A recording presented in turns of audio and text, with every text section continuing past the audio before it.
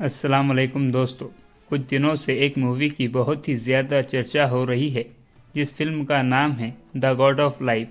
جو بھی اس فلم کو دیکھ رہا ہے حیران ہو جا رہا ہے، اور جب لوگوں کو پتہ چلتا ہے کہ یہ مووی ایک ریئل اسٹوری پر بیس ہے اور جو لوگ اس مووی کو دیکھ رہے ہیں ان کی یہ مانگ ہے کہ مووی کو آسکر کے لیے بھیجا جائے۔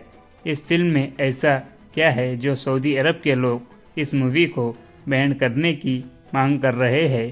چلیے جانتے ہیں۔ کہانی شروع ہوتی ہے نجیب نام کے ایک شخص سے۔ سال تھا 993۔ کیرل میں محنت مزدوری کر کے پیٹ پالنے والا نجیب بہتر زندگی کی تلاش میں تھا۔ جس طرح اچھا پیسہ کمانے کے لیے لوگ ودیش جاتے ہیں، نجیب بھی جانا چاہتا تھا۔ اس بیچ اس کی ایک ایجنٹ سے ملاقات ہوتی ہے۔ وہ سعودی عرب میں اس کو ایک سپر مارکیٹ میں جاب دلانے کا وعدہ کرتا ہے۔ نجیب فوراً تیار ہو گیا اور اسے ممبئی لے جایا گیا۔ وہاں پر اس کو ویزا دلایا گیا اور بدلے میں 50,000 کی مانگ کی گئی۔ نجیب کے پاس پیسہ نہیں تھا تو اس نے اپنی زمین بیچ کے پیسے کا انتظام کیا اور ایک ایجنٹ کو دیا۔ ویزا ملتے ہی نجیب ایک سعودی عرب کی جانے والی فلائٹ میں بیٹھا دیا گیا۔ نجیب سعودی عرب پہنچا۔ وہاں پر اسے ایئرپورٹ پہ ایک شخص ملا اور اس نے اس سے ملتے ہی پاسپورٹ اور اس کا ویزا چھین لیا۔ ایئرپورٹ سے 2 دن کا سفر تھا۔ نجیب سمجھ گیا کہ کچھ نہ کچھ تو گڑبڑ ہے۔ نجیب کو ایک سعودی عرب کے ریگستان میں لے جایا گیا اور نجیب کو پتہ چلا کہ اسے اب یہیں رہنا ہے اور یہیں کام کرنا ہے، اور وہ کام بھی کیا، بکریاں چرانا۔ نجیب کے کہنے کے مطابق وہاں 2 لوگ اور تھے، ایک تھا باس، دوسرا اس کا بھائی، اور وہ لوگ نجیب کو غلام بنانا چاہتے تھے۔ اس کا کام یہ تھا کہ ہر روز 800 بکریاں چرانا۔ 2 سال تک نجیب 800 بکریاں چراتا رہا، اور وہ بھی اتنی دھوپ میں، اور وہاں کوئی سایہ بھی نہیں تھا۔ بدلے میں اس کو ایک پیسہ بھی نہیں ملتا تھا۔ نجیب کی حالت دن پر دن خراب ہوتی۔ مالک خود ٹینٹ میں سوتا اور نجیب کو باہر صحرا میں سونے کو کہتا۔ کھانے کے نام پر صرف 2 بریڈ دیے جاتے تھے۔ وہ بریڈ بھی ایسے تھے کہ اتنے سخت ان کو ہاتھوں سے توڑا نہیں جاتا تھا، تو اسے بھگونے کی ضرورت پڑتی تھی۔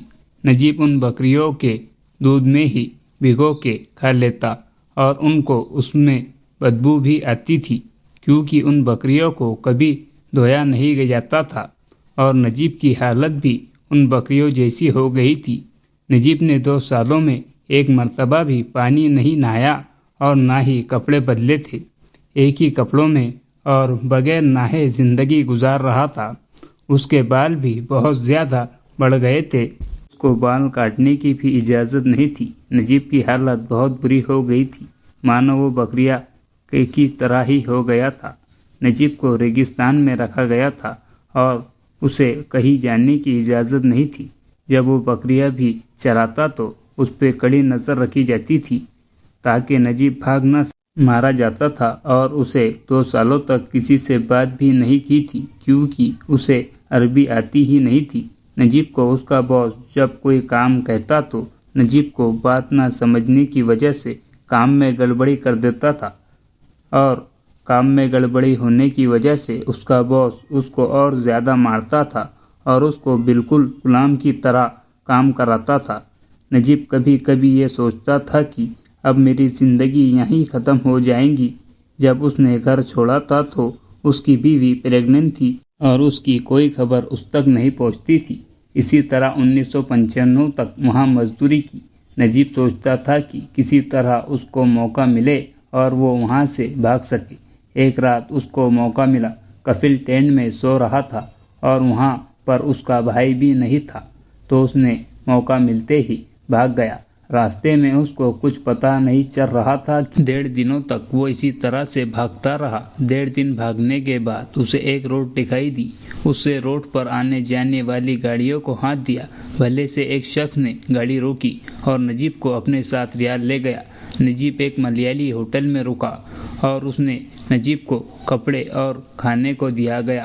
نجیب کے کچھ پہچان والے بھی لوگ ریاض میں موجود تھے۔ نجیب ان کے پاس گیا، ان سے مدد مانگی، لیکن دقت یہ تھی کہ نجیب کے پاس پاسپورٹ اور ویزا نہیں تھا، اس لیے نجیب نے خود کو پولیس کے حوالے کر دیا۔ نجیب نے 10 دن جیل میں گزارے۔ نجیب کے کہنے کے مطابق جیل میں گزرے 10 دن آزادی کے دنوں سے بہتر تھے۔ وہاں اسے کھانے کو کھانا ملتا اور کپڑے ملتے تھے اور سونے کے لیے بستر دیا جاتا تھا۔ جیل میں 10 دن رہنے کے بعد آخرکار پولیس کو اس کی سچائی پتہ ہی چل گئی۔ پولیس نے خود ہی اسے انڈیا بھیج دیا۔ جب نجیب کیرل پہنچا تو وہاں اس کا بیٹا 2 سال ہو گیا ہے۔ یہی ہے نجیب کی کہانی جو اس فلم میں باقاعدہ بتائی گئی ہے۔